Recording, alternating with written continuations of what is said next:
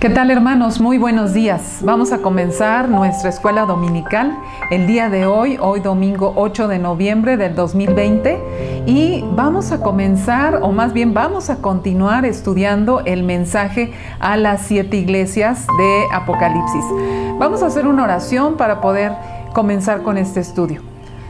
Padre bendito, te damos muchas gracias, mi Señor, porque tú eres bueno. Gracias, Padre, porque siempre estás con nosotros, porque siempre nos enseñas nuevas cosas, Señor. Gracias porque eres maravilloso, Señor, y tienes mucha enseñanza. Te rogamos, mi Dios, que en esta mañana tú te manifiestes con nosotros, en nuestro corazón, en nuestra mente, que podamos escuchar tu voz y podamos entender lo que tú quieres enseñarnos como iglesia, Señor, como creyentes. Gracias, Padre, en tus manos nos ponemos, y que tu Espíritu Santo sea el que dirija este estudio. Te lo pedimos en el nombre de Cristo Jesús. Amén. Vamos a continuar, vamos a estudiar el mensaje a la iglesia de Tiatira. El mensaje a la iglesia de Tiatira lo encontramos en Apocalipsis 2, 18 al 29. Vamos a hacerlo por partes, como lo hemos hecho con otras iglesias, con otros mensajes, en donde vamos estudiándolo poco a poco. Y vamos a leer a partir del versículo 18 al 21. Vamos a leer, dice así: Y escribe al ángel de la iglesia en Tiatira, el Hijo de Dios, el que tiene ojos como llama de fuego y pies semejantes al bronce bruñido, dice esto: Yo conozco tus obras, y amor, y fe, y servicio, y tu paciencia, y que tus obras postreras son más que las primeras. Pero tengo unas pocas cosas contra ti, que toleras que esa mujer Jezabel, que se dice profetiza, enseñe y seduzca a mis siervos a fornicar y a comer cosas sacrificadas a los ídolos. Y le he dado tiempo para que se arrepienta, pero no quiere arrepentirse de su fornicación. Tiatira, la palabra Tiatira significa sacrificio incansable de víctimas. Esto lo vamos a retomar más adelante, o bien actividad de ofrecimiento de víctimas. La ciudad de Tiatira se localizaba a unos 55 kilómetros de Pérgamo, y esta ciudad era de las menos importantes porque era más pequeña que las otras.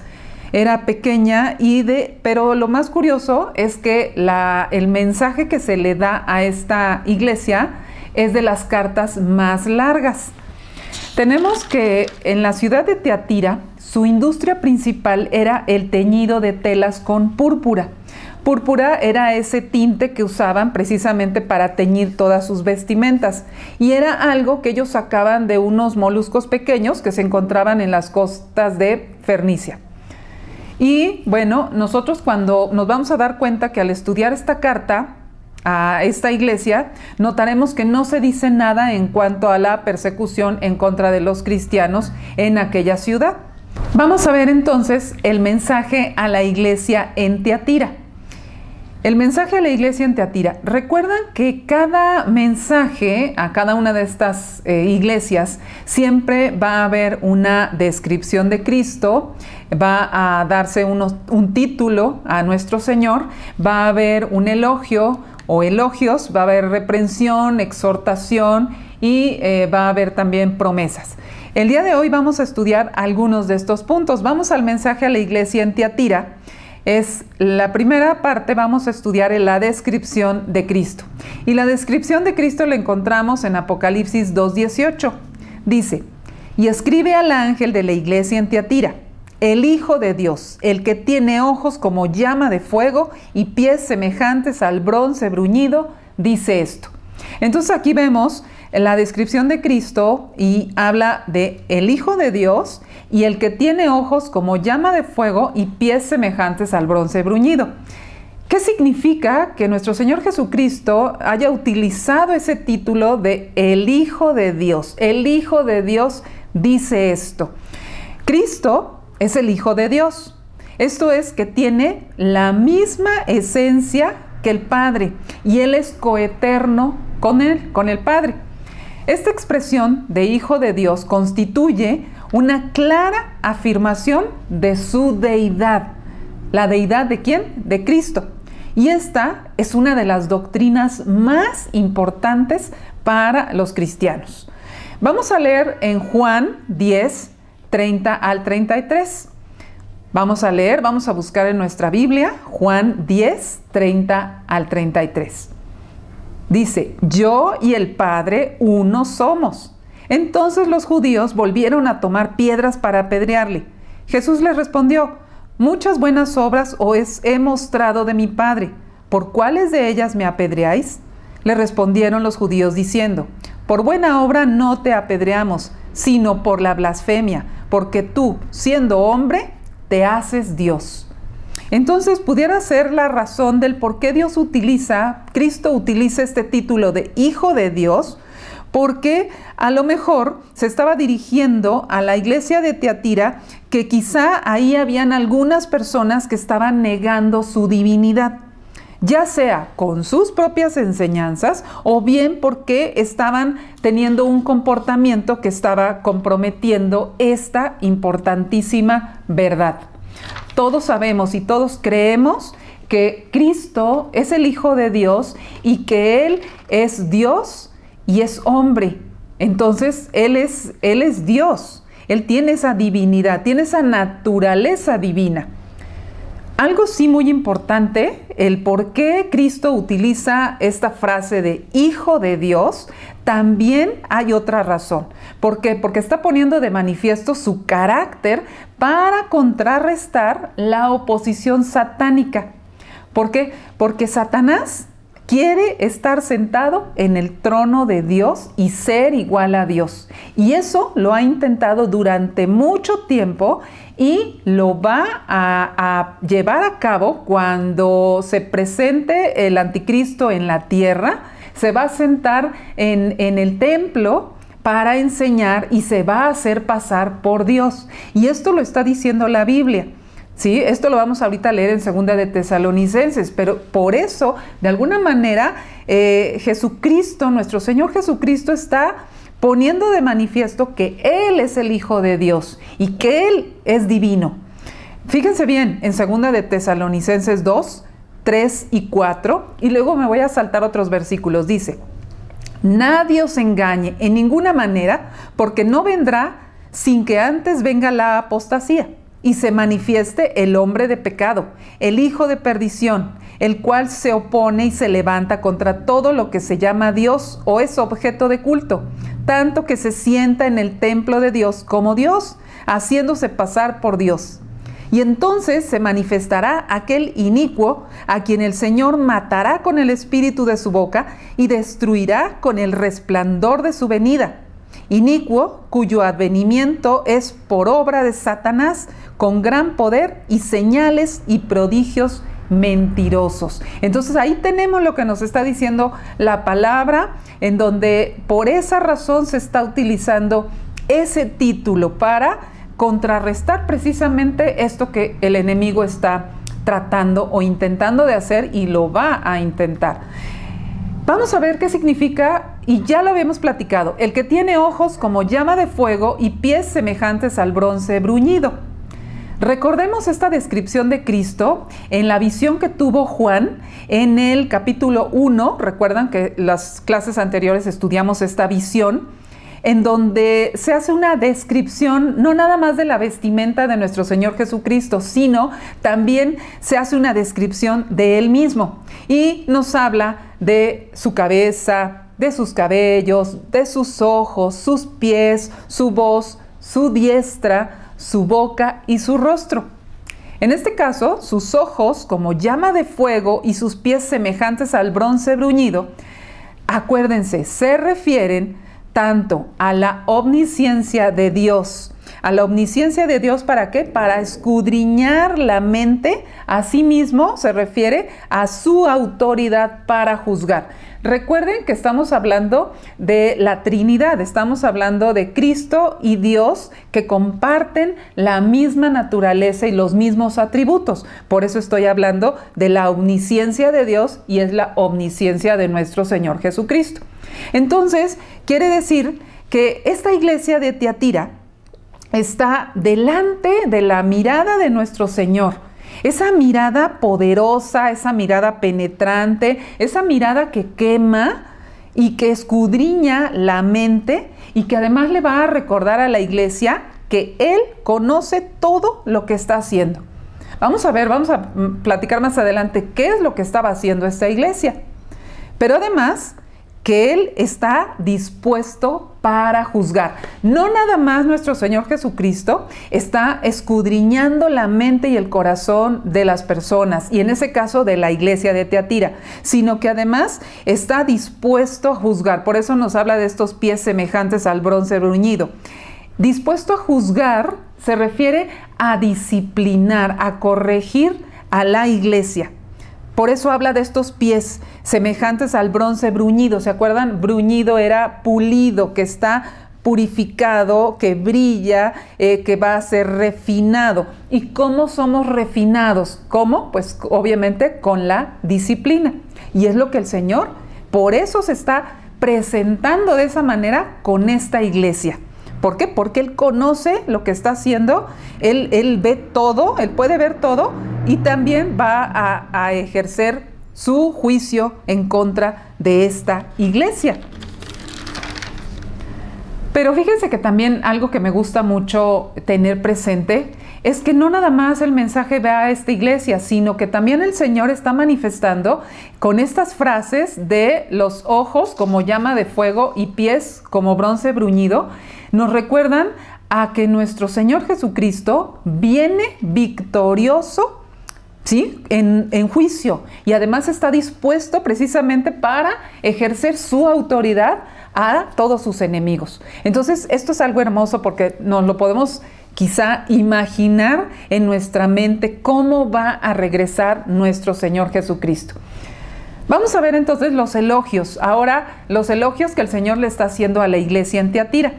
El elogio lo encontramos en Apocalipsis 2:19. Dice: yo conozco tus obras y amor y fe y servicio y tu paciencia, y que tus obras postreras son más que las primeras. Entonces aquí habla de obras. Está dando a entender que el Señor, como precisamente por su omnisciencia, Él todo lo conoce, y Él le reconoce a la iglesia que es una iglesia de obras, ¿sí? No son obras para salvación, sino precisamente es la experiencia de la salvación que nos hace realizar obras. Entonces aquí el Señor les reconoce que es una iglesia de obras, y que además les reconoce que aunque tenían amor, tenían fe, servicio, paciencia, esas obras iban a carecer precisamente, o carecían, de un sólido fundamento bíblico, y que a la postre iban a sufrir los embates de una mujer diabólica, precisamente de Jezabel. Vamos a ver a qué se refiere. Entonces, Dios les está reconociendo, nuestro Señor Jesucristo les está reconociendo ese amor, esa fe, ese servicio, esa paciencia. Sin embargo, estas obras iban a estar pues tambaleándose por la reprensión que ahorita vamos a estudiar. En la reprensión, vamos a ver, la reprensión la tenemos en Apocalipsis 2, los versículos 20 y 21. Y dice así: pero tengo unas pocas cosas contra ti, que toleras que esa mujer Jezabel, que se dice profetiza, enseñe y seduzca a mis siervos a fornicar y a comer cosas sacrificadas a los ídolos. Y le he dado tiempo para que se arrepienta, pero no quiere arrepentirse de su fornicación. Entonces, aunque el Señor había visto cosas que iban progresando muy bien en la iglesia, también había otras que le desagradaban profundamente al Señor. Entonces, lo que vamos a ver es que en la iglesia de Tiatira, o más bien la iglesia de Tiatira, había permitido que personas malvadas dañaran la iglesia desde adentro, porque estamos hablando de una persona que estaba dentro de la iglesia, ¿sí? Una de las principales dirigentes de la iglesia en Tiatira es llamada aquí Jezabel por el Señor Jesucristo. Aunque es llamada Jezabel, lo más probable es que ese no hubiera sido su nombre real, sino que nuevamente la intención de nuestro Señor Jesucristo es comparar a esta falsa profetisa con un conocido personaje del Antiguo Testamento que se llamaba Jezabel. Este personaje lo encontramos en el libro de Primero de Reyes y lo encontramos desde los capítulos 16, 18, 21 y nos habla de esta mujer. No vamos a leer todos esos capítulos y versículos, les voy a platicar quién era Jezabel. Aquella Jezabel de la antigüedad era hija de un rey pagano de Sidón, que, fíjense muy bien, se casó con un rey del pueblo de Dios. Se casó con Acab, rey de Israel.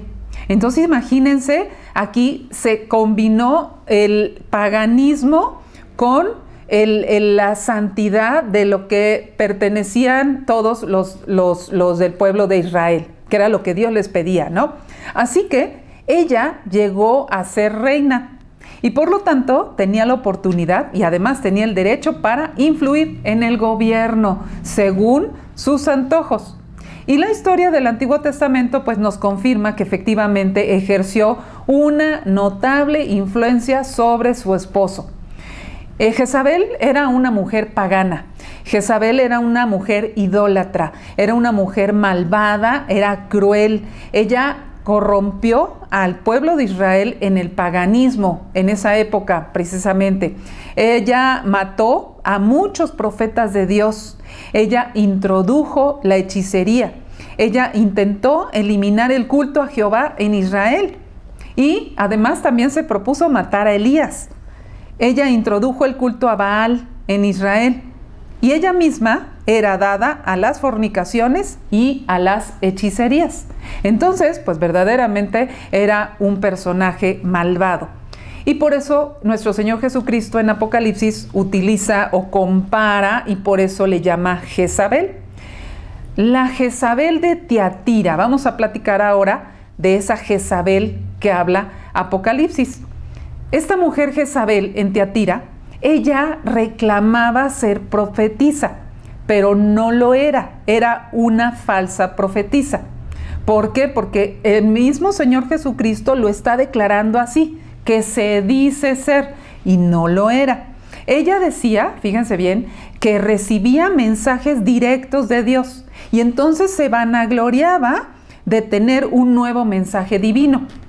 Esta falsa profetisa enseñaba y seducía a cometer fornicación, tanto espiritual como física, a los siervos de Dios. Acuérdense que les estoy comentando que estaba dentro de la iglesia, tenía un cargo de liderazgo y ella estaba al frente enseñando cosas que al Señor le desagradaban. ¿Por qué? Por eso la está comparando con una mujer pagana del Antiguo Testamento. En la Biblia, Dios llama fornicación o adulterio espiritual a la idolatría, a la infidelidad a Dios. Entonces, la Jezabel, por lo tanto, representa la idolatría introducida en la iglesia. Ella sedujo a los siervos de Dios, los corrompió, como lo hizo la Jezabel del Antiguo Testamento con el pueblo de Israel, y los desvió a otros caminos, sobre todo a otros caminos de supuesta salvación. Es claro que la Jezabel de Tiatira pues no era una auténtica creyente, ¿sí? Era altamente peligrosa, ya que corrompió a la iglesia, como les platicaba. Pero lo peor del caso es que la misma iglesia estaba permitiéndole enseñar cosas que eran contrarias a lo que decía la palabra del Señor. Pero ¿cómo los corrompía? ¿Cómo corrompía a los siervos de Dios, es decir, a la iglesia en Tiatira? Jezabel persuadía a los miembros de la iglesia para que participaran en banquetes en honor a dioses paganos y comer además de lo ofrecido a estos, para que con eso, el hecho de participar en estos banquetes, ellos podían pertenecer a una corporación comercial de artesanos, a una especie como de sindicato, y de esa manera poder conseguir trabajo. Entonces ellos estaban sacrificando, los hijos de Dios, los que pertenecían a la iglesia de Tiatira, que acudían a estos banquetes por persuadir por haber sido persuadidos por Jezabel, pues ellos estaban comprometiendo los principios espirituales a cambio de obtener un beneficio económico y social. Y así, pues se relajaron moralmente. Entonces, la misma iglesia estaba permitiendo que esta mujer enseñara eso y ellos caían en esta seducción. Lo que el Señor reprende a la iglesia de Tiatira es que todo esto se estaba enseñando desde el mismo púlpito. Y la iglesia había permitido que personas no creyentes tuvieran posiciones de responsabilidad.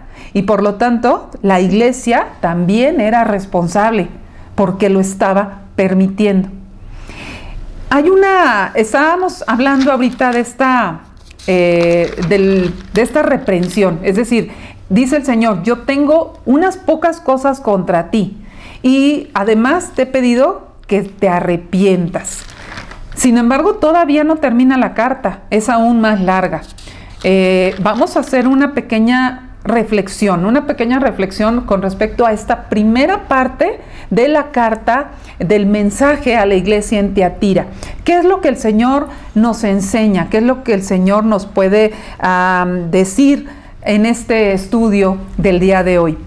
Miren, les comento, esta iglesia representa el periodo en la historia de la iglesia de los años 590 más o menos al año 1517 después de Cristo, en donde, fíjense bien, comenzó a introducirse enseñanzas que provenían de cultos paganos. Se empezó a introducir en la iglesia y, por lo tanto, se empezó a introducir la idolatría. Estoy comentando que esta iglesia representa ese periodo. Acuérdense que ya habíamos estudiado que las iglesias tienen 3 aplicaciones, una aplicación práctica, una aplicación literal y una aplicación profética. Y la aplicación literal es que exactamente esa iglesia existió, pero la aplicación profética es que todos los mensajes a estas iglesias, cada una representa un periodo en la historia de la iglesia. Y esta representa ese periodo. Es un periodo que se le conoce también, porque fue en la Edad Media, y fue del oscurantismo, en donde se empezaron a dar muchas cuestiones. Que eso sería, tengo planeado que lo hagamos un estudio de cada iglesia, qué periodo en la historia de la iglesia representa. Y vamos a platicar todo esto. Y bueno, yo estuve analizando este estudio y estuve pues pensando, ¿qué les puedo yo compartir el día de hoy con respecto a lo que acabamos de estudiar? Y yo quiero platicarles que en muchas ocasiones nosotros podemos reconocer o podemos apreciar que en las iglesias cristianas algunos creyentes aún no se han despojado de su idolatría. La verdad es que aún no han dejado alguna cosa, algún objeto o alguna persona. Y eso representa idolatría finalmente. Ellos han sido rescatados por Cristo y muchos de ellos confiesan que nuestro Señor Jesucristo es su único Señor, pero no quieren dejarle todo al Señor. No quieren dejarle todo y quieren como seguir confiando en otras cosas o en otras personas. Y eso es idolatría. Algunos, por ejemplo, sin darse cuenta, porque puede ser, sin darse cuenta, hay inocencia, idolatran, por ejemplo, a los ángeles y les quieren otorgar ciertos poderes que la Biblia propiamente no lo está mencionando. Algunos otros, por ejemplo, quieren seguir haciendo obras para retener la salvación que el Señor ya les dio y siguen pensando que tienen que hacer obras. Sí, las obras son importantes porque son el resultado de la salvación, pero muchos piensan que la obra les va a conservar la salvación y que si no hacen esto, la podrían perder. Por ejemplo, hay otros cristianos que quieren seguir teniendo la esperanza de escuchar la voz o ver a un familiar que ya está muerto, creyendo que sentirán consuelo o que sentirán alegría. Y esto sabemos que no puede ser. Algunos otros dicen, entre broma, toco madera, ¿sí? Para que tal hecho no suceda. Y muchas veces lo dicen entre broma y broma, pero no sabemos interiormente si lo sienten. Algunos otros consideran a un hombre como superior y lo siguen ciegamente y lo enaltecen. Eso es idolatría. Otros, por ejemplo, quieren seguir otorgándole poder especial al agua en el bautismo bíblico, siendo que solamente es un símbolo y que esto no otorga ninguna gracia. Entonces, si tú que me estás escuchando ya recibiste al Señor, si tú ya le confesaste a Cristo que Él es tu único Señor y Salvador, no le des valor a otras cosas, no le des el poder a ningún objeto ni tampoco a ninguna persona porque no lo tiene. Y este es el momento de desprenderte de todo aquello que todavía retiene tu fe y tu confianza y que no es Dios. ¿Sí? Abandona, por favor, ya estas prácticas que parecen inocentes o pequeñas, pero que realmente le van a restar la fe en el Señor. Si se me ocurre, si aún guardas a lo mejor alguna pieza de oro colgante que te regalaron hace muchos años algún familiar y que quizá por superstición no quieres deshacerte de ella porque en aquel momento tú le otorgaste cierto poder de protección a ese objeto. Ese es el momento porque puedes caer en idolatría. Olvídate también de rituales inocentes para protegerte del mal de ojo o de si hay un eclipse y estás embarazada, ¿qué va a suceder? Todas estas cosas que a lo mejor parecen inocentes, parecen ridículas a lo mejor de comentar, es importante analizarlo. ¿Saben por qué? Porque ahorita acabamos de estudiar. Estamos siendo influenciados por el enemigo, porque lo que él quiere es que nosotros nos desviemos del Señor para dejar el camino correcto, ¿sí? Acuérdense, Él es el engañador y Él quiere ocupar el lugar de Dios. Por eso Cristo dice, yo soy el Hijo de Dios. Entonces, ¿qué debemos de hacer? Depositar toda nuestra fe en el Señor, toda nuestra fe en Él. Confiemos solamente en Él, no tengas temor. No hay nada, ni nadie en la tierra, fíjense bien, que te dé paz, que te dé seguridad, que te dé salvación, que te proteja de la muerte, que te proteja de la enfermedad, que te dé bendición. No hay nada. Acuérdense que solamente es el Señor Jesucristo, es el que nos salva y es el único nombre dado a los hombres en la tierra en que podamos ser salvos. Esto es algo muy importante. Por eso busca en tus cosas. Si hay algo que a lo mejor todavía tienes, algo que todavía te amarra, algo que aún todavía atrapa tu confianza, es el momento ahorita de eliminarlo, de sacarlo. Yo me acuerdo cuando me convertí al Señor, a mí me enseñaron que debía de cortar de tajo, hablando de la idolatría. Entonces, eso debemos de hacer. Eso es algo muy importante y que hace que nosotros le depositemos toda nuestra confianza al Señor. Es más, algo, y con esto termino, muchas veces hasta pensar o hasta decir, ya cumplí porque ya fui a la iglesia y Dios lo ve y quizá Dios me bendiga porque ya me vio que fui. Porque la verdad se puede volver un acto religioso. Entonces, no, nosotros vamos a la iglesia por amor al Señor, porque tenemos ganas de alabarle. Vamos a leer 2 citas y con esto cerramos el estudio de hoy. En Isaías 29:13, este lo han ustedes leído en varias ocasiones, llévenselo de reflexión en la semana. Dice pues el Señor, porque este pueblo se acerca a mí con su boca y con sus labios me honra, pero su corazón está lejos de mí. Y su temor de mí no es más que un mandamiento de hombres que les ha sido enseñado. Y el último versículo, que es muy bonito, es hermoso porque nos enseña que solamente debemos de confiar en el Señor. Solamente depositemos nuestra fe en Él y nuestra confianza en Él y Él nos va a dar todo. No tengamos temor. Lo tenemos en Isaías 26, 3 y 4. Muchos no lo sabemos. Dice así: Tú guardarás en completa paz a aquel cuyo pensamiento en ti persevera, porque en ti ha confiado. Confiad en Jehová perpetuamente, porque en Jehová el Señor está la fortaleza de los siglos. Amén. Hermanos, muchas gracias por este día hermoso, por esta enseñanza que el Señor nos está dando a todos.